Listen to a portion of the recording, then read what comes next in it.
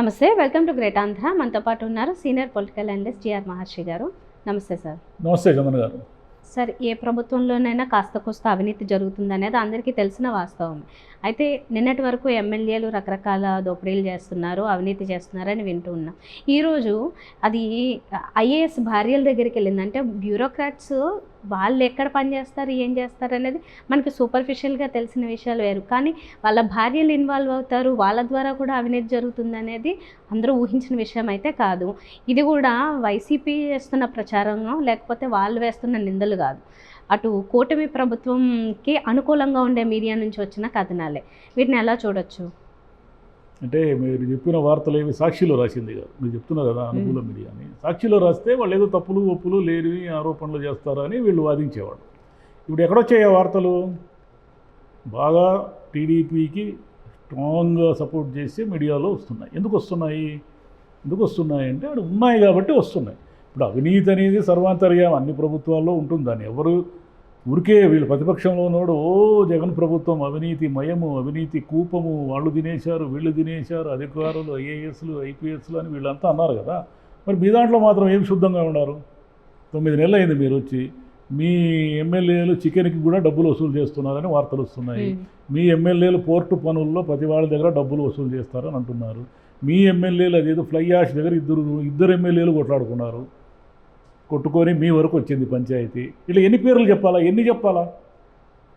నిన్న మొన్న వచ్చింది కదా పలానా పేరు ఫోటోతో సహా వచ్చింది కదా. ఈరోజు ఐఏఎస్ భార్యలు 5 స్టార్ హోటల్లో ఒక దుకాణమే పెట్టేశారు ప్రశాంతంగా. ఆడు వచ్చి ఏ ఫైలు మూవ్ కావాలో, ఎంత మూవ్ కావాలో, ఇంత రేటు అని మేడం గారికి డబ్బులు ఇచ్చేస్తే సరిపోతుంది. ఇంతకాలం రాజకీయ నాయకుల భార్యలే వసూలు చేస్తున్నారని విన్నాము. ఇప్పుడు వీళ్ళు ఐఏఎస్ అధికారుల భార్యలు కూడా స్టార్ట్ చేశారు. మంచిదే, మహిళలు అభివృద్ధి చెందాలంటున్నారు కదా. ఇదేదో బాగానే ఉంది అభివృద్ధి. దీనికి ఏం చెప్తారు చంద్రబాబు నాయుడు గారి సమాధానం? రోజు మీ మీడియాలో వస్తున్నాయి కదా, సాక్షిలోనూ ఇంకోటి వస్తే పేటీఎం బ్యాచ్ ఏదో అంటారు కదా, యూట్యూబ్లో వస్తే లేదు వాళ్ళు పేటీఎం బ్యాచ్, వైసీపీ బ్యాచ్, వాళ్ళు బురద జల్లడమే పని, అన్ని అబద్ధాలు తప్పులు అంటున్నారు. మరి ఇప్పుడు మీరు ఏం చర్యలు తీసుకుంటారు? మీరు ఏ ఒక్కదానికి సమాధానం చెప్తున్నారు? మీరు ఎంతమంది మీ ఎమ్మెల్యేలు ఈ 9 నెలల్లో వసూళ్ల పర్వం వసూళ్ళు అని మొదలుపెట్టలేదు? ఎంతమంది మీద ఎన్ని ఆరోపణలు రాలేదు? మీకు తెలియదా పలానా చిత్తూరు జిల్లాలో ఒక ఎమ్మెల్యే భార్య డబ్బులు వసూలు చేస్తూ ఉందని? మీ దాంట్లోనే వచ్చింది కదా. కడప జిల్లాలో వచ్చిన ఆరోపణలు మీకు తెలియదా? ఐఏఎస్ అధికారులు మీ దగ్గర అంత పరిశుద్ధ ఆత్మలని మీరే కదా చెప్పుకుంటారు. మేము వచ్చి అంత సెటరైట్ చేసేస్తున్నాము, అసలు జగన్ హయాంలో మొత్తం ఇదేంటి నైతికతే, మొరాలిటీనే పోయింది, మొరల్ పోయింది జగన్ ప్రభుత్వంలో. అక్కడ ఇష్టం వచ్చినట్లు ఐఏఎస్లు వీళ్ళంతా కూడా తినేసి వాళ్ళు దందా చేశారు, మేము వస్తే మొత్తం సెటరేట్ చేస్తున్నాము అని కదా అన్నారు. మరి మీ ఎమ్మెల్యేలు, మీ మంత్రులు వీళ్ళందరూ కూడా జగన్ ప్రభుత్వంలో మీరు బురద జల్లిన ఐఏఎస్ అధికారులని ఏరి కోరి నెత్తిని ఎందుకు పెట్టుకుంటున్నారా లేదా? నిన్నగాక మొన్న మీ చైర్మన్ ఒక ఆయన, ఫైబర్ నెట్ చైర్మన్ ఒక ఆయన ఏమన్నాడు, అయ్యా మొత్తం ఎలకలు తినేస్తున్నాయి, నేను చెప్పినా కూడా ఎవరు వినడం లేదు, ఆ దినేష్ కుమార్ అని ఆయన కోట్లు మొత్తం దీన్నంతా మిస్యూజ్ అయిపోయింది ఫైబర్ నెట్ అని ఆయన రిజైన్ చేశాడు కదా. అంతకంటే ఉదాహరణ ఏం కావాలి? ఏమైనా కావాలా? అక్కడ ఆరోపించింది వైసీపీ వాళ్ళు కాదు కదా, మీ వాళ్ళే చెప్తున్నారు. ఒక కార్పొరేషన్లో ఎవరికీ పెద్దగా గుర్తింపు లేని కార్పొరేషన్ అది. ఇంకా గుర్తింపు ఉన్న కార్పొరేషన్లు అనేకం ఉన్నాయి. అంటే బాగా డబ్బులు ఉన్న కార్పొరేషన్లు అనేకం ఉన్నాయి. డబ్బులు పెద్దగా కనబడని కార్పొరేషన్లోనే కోట్లు ఇప్పటికీ తింటున్నారంటే కనిపిస్తున్న కార్పొరేషన్లు ఎన్ని కోట్లు తింటున్నారు? చంద్రబాబు నాయుడు గారు సంపద సృష్టిస్తాం అంటున్నారు. మీరు సంపద సృష్టించకపోతే పోయింది, మా ఉన్న సంపద పోగొట్టొద్దండి.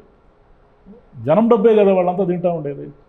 మరి ఐఏఎస్ అధికారుల భార్యలు వాళ్ళు మొత్తం ఈ దందా చేస్తూ ఉంటే, ఎమ్మెల్యేలంతా దందా చేస్తుంటే, అంటే చంద్రబాబు నాయుడు గారు గతంలో మాదిరి ఉండను, భిన్నంగా ఉంటానంటే ఇది కాదు అర్థం.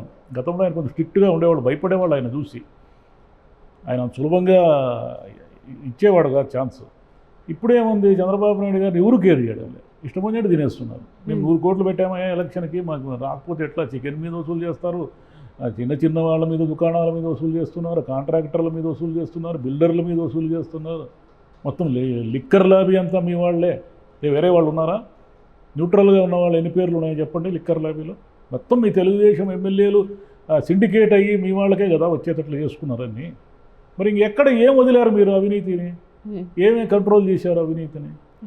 ప్రభుత్వం ఏర్పడిన కొత్తల్లో ఒక ఎమ్మెల్యే భార్య ఎవరో ఆవిడ కొంచెం జులుం చూపిస్తుంటే అప్పుడు హెచ్చరించారు కదా. ఇప్పుడు కూడా మళ్ళీ అంటే ఈ మధ్య కాలంలో మళ్ళీ కొంచెం తగ్గింది అనుకోవాలి, అంటే వినిపించలేదు. సరే ఇప్పుడు మళ్ళీ వినిపిస్తున్నాయి కాబట్టి మళ్ళీ ఏమైనా చెప్తారా? అంటే వార్నింగ్ కొంచెం అదుపులో ఉండండి ఇలాంటివి చెప్తే వినేవాళ్ళు ఎవరు ఉన్నారు? ఆయన ఏమంటారు, అదుపులో ఉండండి, కంట్రోల్ చేయండి, మీరు ఇసుకలో ఏలు పెట్టొద్దండి, మద్యంలో ఏలు పెట్టొద్దండి అంటూనే ఉన్నారు కదా. ఆయన ఏం చెప్పాడు, లిక్కర్ టెండర్లు పడేటప్పుడు మద్యంలో ఎవరు ఏలు పెట్టినా సహించని నేను అన్నారు. మొత్తం మీ వాళ్ళే కదా, అందరూ ఏలు పెట్టారు, ఏలు కాలు అన్నీ పెట్టేసినారు.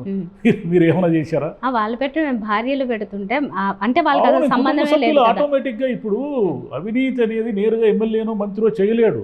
ఐఏఎస్ అధికారు చేయకుండా కుటుంబ సభ్యులు, ఒక మామో ఇంకెవరో బావమరుదో వాళ్ళు వీళ్ళు డీల్ చేస్తూ ఉంటారు. నేరుగా ఒక ఐఏఎస్ అధికారి ఫోన్ చేసి ఏమయ్యా నీ ఫైల్ కావాలంటే ఇన్ని కోట్లు కావాలి నాకు అంటాడు ఎక్కడైనా? ఎవ్వరు అనరు. వాళ్ళ చుట్టూ ఒక రింగ్ ఉంటుంది, ఆ రింగ్లో ఉన్న వ్యక్తులు ఆడిస్తూ ఉంటారు ఈ గేమ్ అంతా. అది అందరికీ తెలిసిందే కదా. మీరేదో మేము యాప్ పెట్టేసినాము, గవర్నమెంట్ సర్వీసులన్నీ ఇన్ని సర్వీసులు ఫ్రీ అంటూ ఉంటాడు లోకేష్ గారు. ఏమి సర్వీసులు ఫ్రీ ఇచ్చారు? అన్ని సర్వీసులకు డబ్బు కడుతున్నారు జనము. రెవెన్యూ ఆఫీసులో పనులు డబ్బులు లేకుండా పనులు జరుగుతున్నాయా, లేకపోతే రిజిస్ట్రేషన్లో డబ్బులు లేకుండా పనులు జరుగుతున్నాయా? ఎన్ని గవర్నమెంట్ ఆఫీసుల్లో డబ్బులు లేకుండా ఫైళ్ళు కదులుతున్నాయి చెప్పండి? అప్పుడేదో అవినీతి అవినీతి అవినీతి అన్నారు కదా, అప్పుడది ఇప్పుడదే. మీరు మారిందని మీరు అంటున్నారు. గవర్నమెంట్ మారింది, మనుషులు మారారు, మంత్రులు మారారు, ఎమ్మెల్యేలు మారారు, సిస్టమ్ అదే కదా. ఆ సిస్టమే కదా మెయింటైన్ చేస్తున్నారు. మరి దీనికి చంద్రబాబు నాయుడు గారు ఇవన్నీ సహించరు, కొంత కంట్రోల్ చేస్తారు అనే నమ్మకం జనంలో బాగా ఉండింది.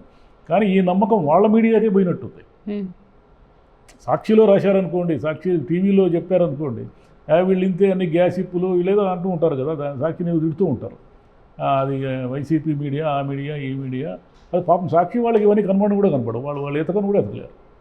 అంటే ఇప్పుడు ఇది చూసి చూడనట్లు విన్నట్లు అలా ఉండిపోతారా, లేకపోతే ఏదన్నా చర్యలు తీసుకుంటారంటారా? అసలు ఏం చర్యలు తీసుకుంటారు? లోకేష్ అయినా తీసుకోవాలనే కదా మీ మీడియాలో కథనాలు వస్తున్నాయి. మరి ఏం చర్యలు తీసుకుంటారు? మరి విజయవాడలో పలానా రోడ్లో ఉన్న పలానా స్టార్ హోటల్లో పలానా రూమ్లో ఈ దందా జరుగుతూ ఉంది అని కూడా రాశారు కదా.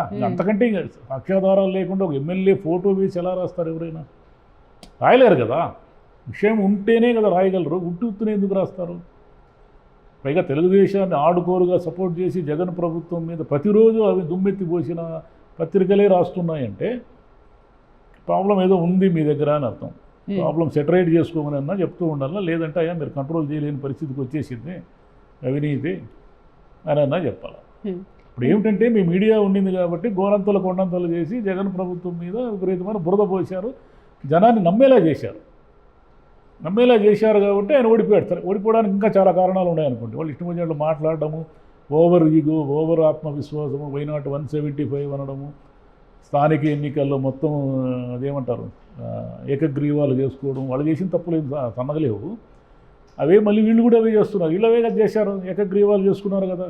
Deputy mayor, Tirupati deputy mayor దగ్గర నుంచి అన్నీ కూడా మరి అదే అవినీతి ఎమ్మెల్యేలు అందరూ కూడా అవే చేస్తున్నారు కదా. మీ కార్పొరేషన్ చైర్మనే చంద్రబాబు గారి మీద స్వామి ద్రోహం చేస్తున్నారు. చంద్రబాబుని ఎవరైతే పోయిన గవర్నమెంట్లో చంద్రబాబుకు వ్యతిరేకంగా పనిచేశారో వాళ్ళు ఇప్పటికీ అదే బ్రహ్మాండంగా పోస్టింగుల్లో ఉన్నారు. ప్రాబ్లం ఏమంటే మినిస్టర్లకు కానీ కార్పొరేషన్ చైర్మన్లకు కానీ ఎవరినైనా సరే ఎక్కడైనా సరే ప్రభుత్వాన్ని నడిపించాల్సింది అధికారులే.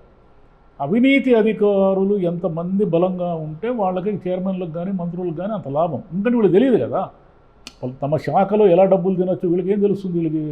వీళ్ళు నిష్ణాతులు కాదు కదా. పలానా ఐఏఎస్ అధికారి వచ్చి చెప్తాడు, అయ్యా మీరు గమ్మునే ఉండండి, నేను చెప్పిన ఫైల్ సంతకం పెడతా ఉండండి, ఇన్ని డబ్బులు వస్తాయి మన నెలకు, మీకెందుకు? టీటీడీలో అది బోర్డు సభ్యులు ఇవ్వమ్ముకున్నట్లే, టీటీడీ మెంబర్లుగా ఎన్నికైన వాళ్ళు అందరూ కాదు. వీళ్ళు ఏం చేస్తారంటే వాళ్ళకి ఇవిస్తారు, సిఫార్సు ఉత్తరాలు ఉంటాయి కదా వాళ్ళ లెటర్ హెడ్ మీద. ఆ లెటర్ హెడ్లు అమ్ముకునే టీటీడీ బోర్డు మెంబర్లు కూడా చాలామంది మేము చూసాం కళ్ళతో. ఇట్లా వీళ్ళు కూడా అనమాట, పలానా ఫైల్ మీద మీరు సంతకం పెడుతుండండి, అవన్నీ నేను చూసుకుంటాను, మీకు డబ్బులు చేయాలంటే ఓకే డన్ అనేస్తారు. ఎందుకంటే వీళ్ళు 100 కోట్లు పెట్టారు కదా పాపం. 100 కోట్లు పెట్టకుండా ఎవరు ఎమ్మెల్యేకి గెలిచే పరిస్థితి లేదు. మరి 100 కోట్లు ప్రజాసేవ చేస్తే రికవర్ అవుతాయి ఏడన్నా? ప్రజల మీద అనఫిషియల్గా పన్నులు వేస్తే రికవర్ అవుతాయి. చికెన్ మీద 10 రూపాయలు కేజీకి 10 రూపాయలు వాడి దగ్గర డీలర్ దగ్గర వసూలు చేస్తే ఆ ఊర్లో రోజుకు చికెన్ తినే ప్రతివాడు 10 రూపాయలు కప్పం కట్టినట్టే. వాళ్ళకి తెలియదు పాపం ఆ విషయం. ఇలా ఎవరు మీడియాలో రాస్తే తప్ప తెలియదు. మనం చికెన్ మీద 10 రూపాయలు కప్పం పెడుతున్నాము అని. ఏమో తెలుస్తుంది ఇట్లా ఎన్నిటి మీద కప్పం కట్టిస్తున్నారో మనకు తెలియదు కదా. కాబట్టి ఏం మారలేదు. చంద్రబాబు నాయుడు గారు అనుకుంటే ఈ 4 ఏళ్ళు ఏమైనా మార్చగలరేమో, సిస్టమ్ని ఏం చేసే పరిస్థితి లేదు ఆయన. Right. Okay sir, thank you. Thank you.